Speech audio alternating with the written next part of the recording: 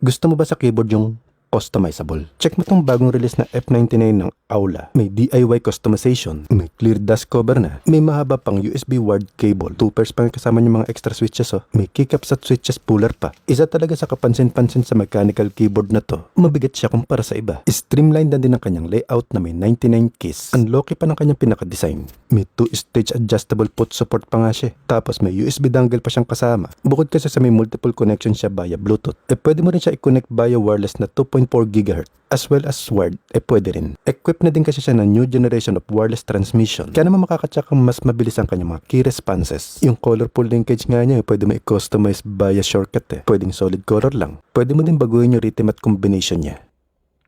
Gumamit din siya ng 5 layers of peeling silencer na talaga naman true soft at elastic ang kanyang gasket structure. Ginamitan din siya ng Prelude linear switches na support sa both 3 pins at 5 pins.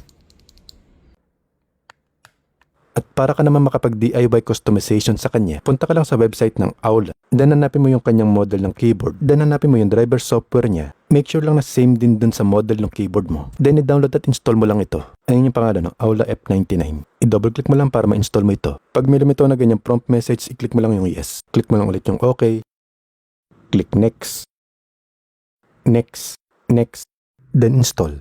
Then hintay mo lang matapos yung pag-i-install niya. Then click mo lang yung finish para mag-run yung application. Dito naman piliin mo yung gaming keyboard doon sa kaliwa. Then yung pwede mo na i-DIY customization yung kanyang mga keys, shortcut at mga function niya. Pati mga backlight niya, pwede mo din i-customize dito. Gusto mo yung ganyan parang sine wave o yung pa-flash away, rainbow, na yung brightness, speed, pati color, pwede mo i-customize. Click mo lang yung save button kapag i-apply mo siya. Pwede mo rin i-on yung susunod sa sabit ng music.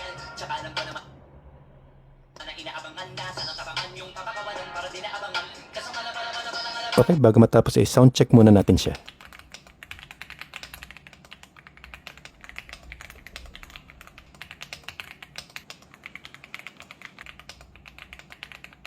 Kung palokihan at pagandahan ng customization, wala ka nang hahanapin pa kay Aula.